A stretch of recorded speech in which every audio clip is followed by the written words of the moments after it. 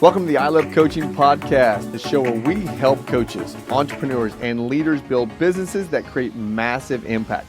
I'm Adam Roach, alongside my incredible co-host, Jess Webber, and we're here today to bring you the best strategies, mindset shifts, and real-life success stories to help you level up in your coaching journey. Whether you're launching your coaching business, scaling to 6 or 7 figures, or just looking for inspiration to push through, this podcast is your go-to resource. We're bringing you expert insights, real talk, and actionable items every single episode.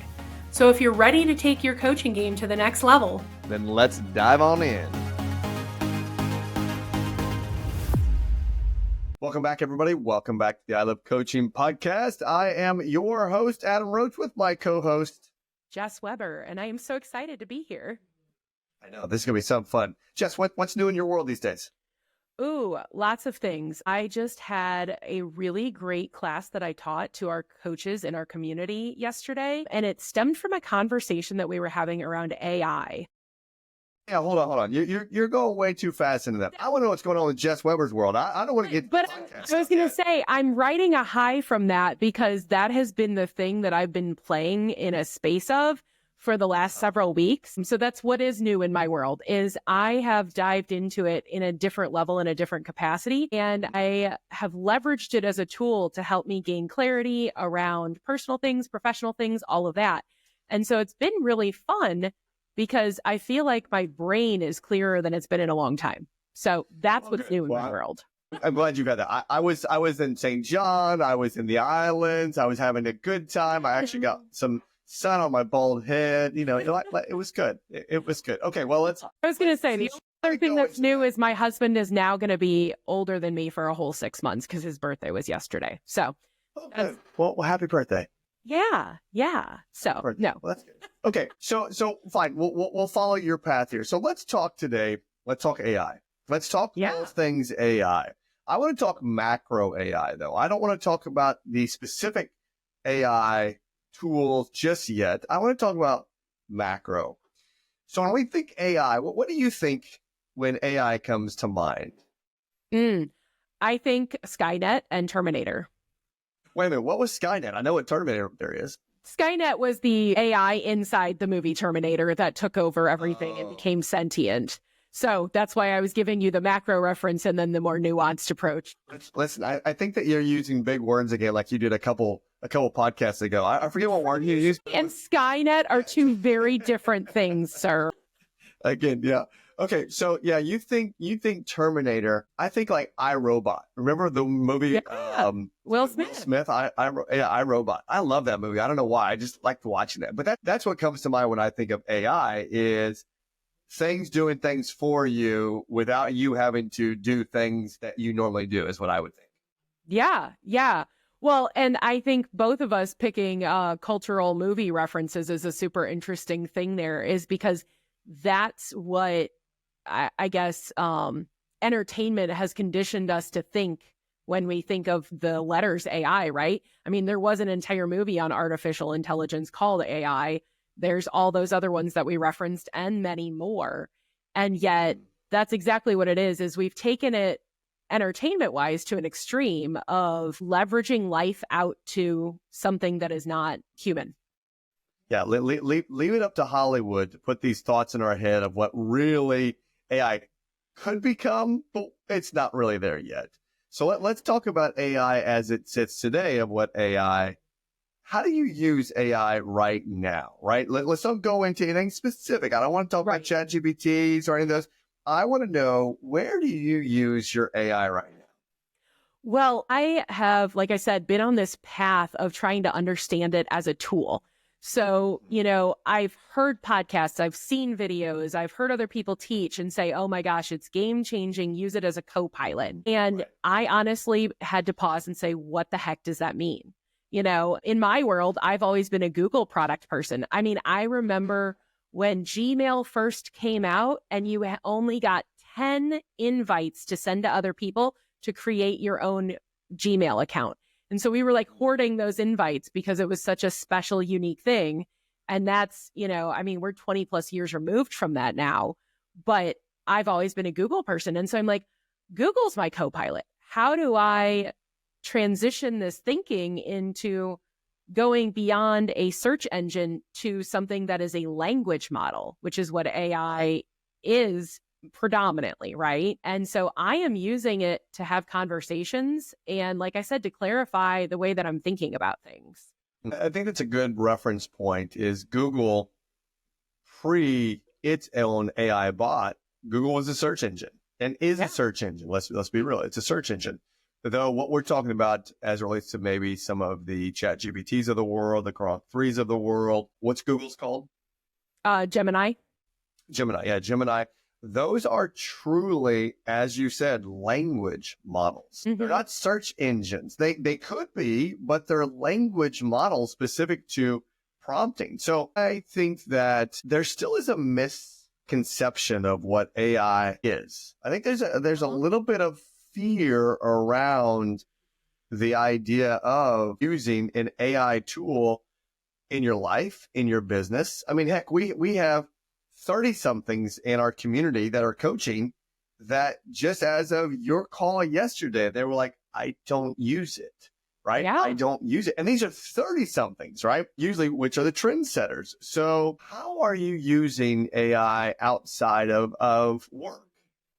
Yeah, well, I had to start by turning it into my search engine. So that's honestly the first thing that I did was, naturally, my habit was if I want to go look something up, I'm going to go type it into Google in my search engine, and then I'm going to look at the ranked things that it pulls up and synthesize information for myself from it.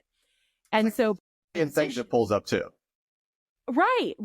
And all it does is that's ranked by an algorithm and keywords and all these things that we don't have to dive into. But what I wanted to do was I wanted to see how this language model that can do deep research and all these other things, how it would synthesize the information for me and shortcut me having to do that doom scroll through 4 million results. And so the first thing that I did was I changed my browser on my phone and on my computer to search with AI instead of search with a search engine. So I started looking at the results that way. So that's step one. And then I started having conversations with it, which I know is going to terrify a ton of people who are not in it. They're like, what the heck? Why are you giving it personal information? Why are you talking to it when it's a non-human thing? And what I wanted to explore was how could this be a second brain for me? Because, we've told the podcasters, I think really fast, right? And I do things that are really fast paced thanks to my ADHD brain and all of that. But I'm like, could I level it up?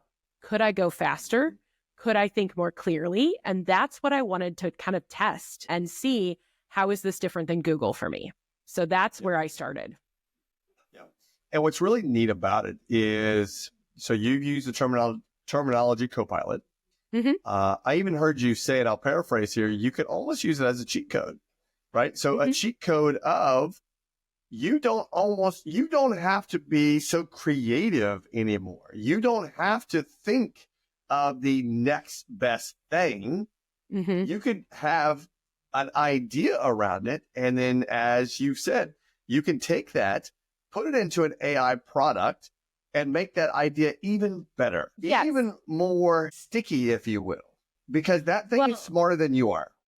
It is. Well, and that's the thing is I pride myself on my intelligence, and I am always attracted to other individuals who are intelligent. Like that's a fact. And so when I first started dabbling with it, I felt like I don't want to say arrogantly smarter than it, but I felt like it wasn't speaking to me at the level that I needed to consider it a co-pilot. And so the first thing that I had to do was have conversations with it, give it parameters on how to talk to me, because we tell coaches in our world, you have to teach people how to treat you, right? This language model is no different. It has to learn how to talk back to you and what you need, how you synthesize information. And so literally the first step for me was training it to talk to me correctly. What's been fascinating is by doing that a little bit every day and then using it as in replacement of a search engine, it's getting better that much faster, which then allows me to go to step 2, like you said, and use it to expound on ideas I already have. And the key thing I want to tell somebody here, if they're listening and they're like, oh my God, this is already too much. My husband is a prime example of this. He's like, it's good. You can't replace human creativity or human ingenuity. And it's like, I'm not asking it to. I'm asking it to close the gap in terms of time that it takes me to do the thing that I want to do. Because, like when I work with a client of mine who is hiring somebody new and they're trying to figure out how to train a person, but also give them space and autonomy to exercise their own individuality, I use this process called the 10-80-10 rule. And so what I'll tell somebody is you work hand in hand with the person you're training for the first 10% of a project. You outline the framework, the parameters, the expectation, the timeline, all these things. Then you let them go do 80%, and they bring you back the product and you review it with them and say, yes, this is what we needed, or no, we need to make these edits or tweaks before you consider it finalized and done. So 10-80-10. For me, I'm basically doing the same thing with AI, but instead of waiting on a human to do the 80%, I can have the AI do the 80 or even 90, right, percent in a fraction of the time. And so for me, that's where I've been able to expedite my thinking and expedite my creativity, because I'm still the one putting in the prompt and I'm still the one finalizing the output. But at the same time, my speed has been drastically increased. My ability to research has been drastically increased because I'm using this language model instead of a human or a search engine.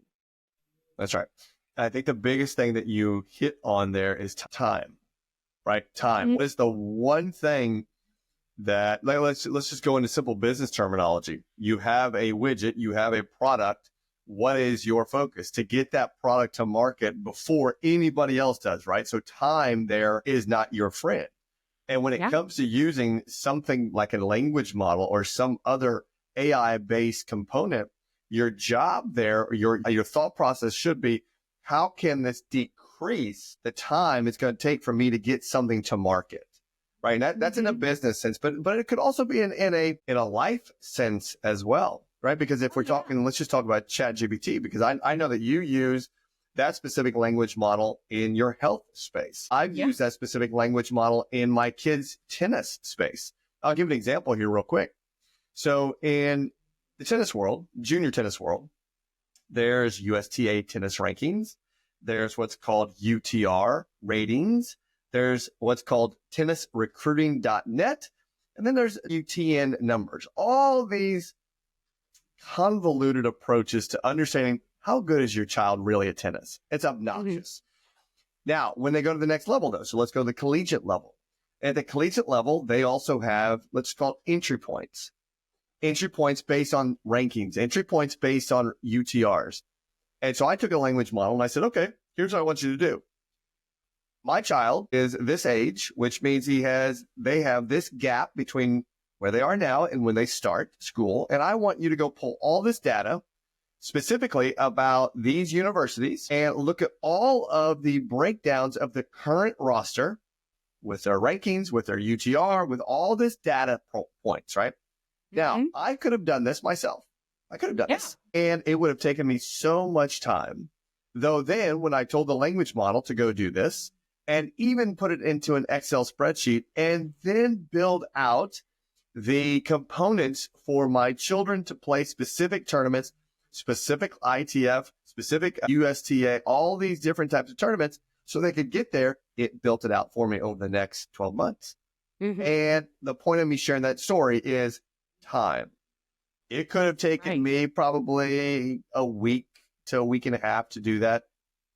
Approaching it this way took me maybe 30 minutes at the most. It would have taken you a lot more time. I heard you say like a week and a half, and that's even being pretty fast. So I think it is a great tool because, like, Adam, I know you like to research things, but you also don't spend forever on them. I'm a knowledge hoarder. I tell people I jokingly dragon hoard knowledge. Like, I want it all. And but I also don't dragon hoard it in the fact that I don't share it or give it away. And so this tool has been one of the coolest things for me because, like, for example, if I want to go learn about something, I want to read every book that I can read. And we know I read fast, and then synthesize that information to better understand a perspective or a tool or a thought or whatever. And now I can sit here and say, hey, language model, give me the key points of this. Okay, I've got a framework now. Go research all the books, podcast, newspaper, newsletter, blog, everything, and tell me the top 5 resources I should read to get the best understanding. So it's not that I'm not reading that stuff still, but instead of trying to read every single one and then decide which is the best for me, I can synthesize the information, organize it, and say, okay, based on my end goal, which is going to be the most beneficial for me? Because I still want to do the learning. I'm not bypassing learning. I'm just expediting the process and simplifying the process for myself. And so I think I think time is our most valuable resource, and AI gives us back so much more time while allowing us to stay in our genius zone, to be creative, and to expedite the delivery of whatever we're trying to put out in the universe. Yep. So for those listening right now, you've probably heard this, and I'm going to repeat it. AI is not going to replace you. AI is not going to take over this world in the general sense of all humans are going to become extinct because AI is going to, let's just go the Terminator route, right? Right. Terminator is going to come back here and destroy everybody's, and it's an AI bot. No. Actually, I think the Terminator was a protector, right? No, that was... Terminator was the takeover. Yeah. Right. Okay. So my point is this. You're not going to be terminated, look at that, by AI, but here's what will happen. You will be terminated by someone who knows how to use AI. Right. So the point in this is the podcast, we wanted to keep this one high level in the AI space just to share in a conversation of what the value of AI is. I mean, AI is not old. I mean, what is it? A year and a half old? If we're talking specific language models. Now, they might have been behind the curtain for who knows how long to the general public as we know it. Though in the general sense of using it right now, it's still a very, very small percentage of the population that use AI for their. Yeah, we're still in the early adoption phase, but I think you hit the nail on the head there of it's, AI is not going to take jobs. AI enabled humans are going to take jobs. And so it's one of those things that there should not be fear around using a tool that can do so much for you. And I think there's a lot of fear because it's still unknown, and we have, entertainment to thank for giving us these fear-based behaviors around AI. And yet, look at how amazing it will be when if you're using it like in a business space, how you can expedite your marketing plan or your ability to serve your clients. Look at it in a health space. If you can feed it your health data and have it prescriptively give you a meal plan or a workout plan or a supplement plan, or have it review your blood work and say you should consider these 3 key metrics in the next 90 days before you get blood work done again. It's that kind of thing, and where people will be like, oh, I don't want to feed it my health data. I'm sorry, but if your health data is in a portal at your doctor's, it's already on the interwebs. So why not leverage the language model to give you specific feedback? And that's not to replace people. Like, I know we've done a podcast with our coach, Alan, and about our coach, Alan, and health as an entrepreneur. And I actually had this call with him yesterday, and we were talking about it because he did a reel about AI is not going to replace him. And I told him, I said, I don't want AI to replace you, because no matter how much I can tell AI to yell at me, it's not going to replace the human element of Alan going, get the fuck on the treadmill if that's what I need. But Alan was in Cancun for 2 weeks, and I love every second of that for him. And so what I did was I reported to my AI model all of the metrics that I usually report to Alan. And I said, hey, I need you to keep me accountable while Alan is out of town, and give me any insights and feedback you have based on what I'm giving you. So Alan created my meal plan. Alan created my workout plan. Alan keeps me accountable, but the AI filled in the gaps for me. And that to me is a massive opportunity that people are not taking advantage of. And so, again, it's not replacing a human, it's enhancing a human. Yeah, I want to say this, and I heard this from one of the coaches in the community. I absolutely love this visual and the language behind this, because a coach said, well, I'm not using this. I'm not using a language model right now, though I'm going to dip my toe in. And his comment replied was, sweetie, you're already in the deepest part of the ocean, so you better learn to swim, right? There's no dipping your toe in. And I really like that because it's true, right? We're in a time and we're in a space where we're still really early in the adoption space of this. Though if you're not engaging with it, you're going to get left behind. There is no dipping your toe. You're already in the deep end, so you might as well learn to swim. Yep. Well, you're already in there. Another coach yesterday during our call mentioned, even if you aren't embracing at the highest level, think about the world that if you have children or grandchildren or nieces or nephews, what world they're going to be entering in when they're ready to enter the workforce. And just like parents can't do Common Core math when math changed, this is the same kind of thing. You want to be in front of it. And honestly, pro tip, if you don't understand Common Core math yet, use AI language models to learn how to explain it. It's things like that it's like, hey, I'm not understanding this from the textbook. So let's see if a language model can explain it to me in a way that I can then interpret it and explain it to my child. Come on. Why not expedite the process and learn things in a way that benefit you and your children? Why? We know why. We know why. Why? Because their ego gets in the way, right? They're in the way, but it's not ego. It is ego, but it's fear. And what is fear? Fear is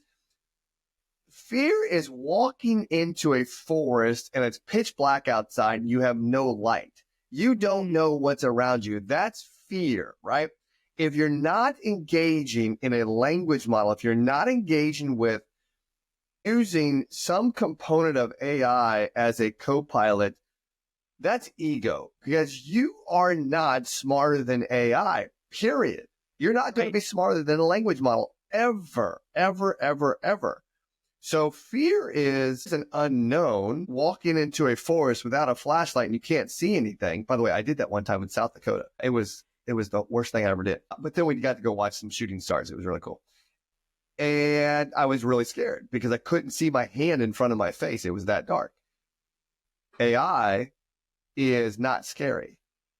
AI is a tool that can help you every facet of your life. Health, wealth, relationships, spirituality. I love what Dan DeMont says is he goes for a walk and he uses his language model and he talks to it. And he's even had God conversations with it. It's so stinking cool. Love it. Well, and that's the beauty of it is you are still a human. You get to be discerning. You get to make decisions.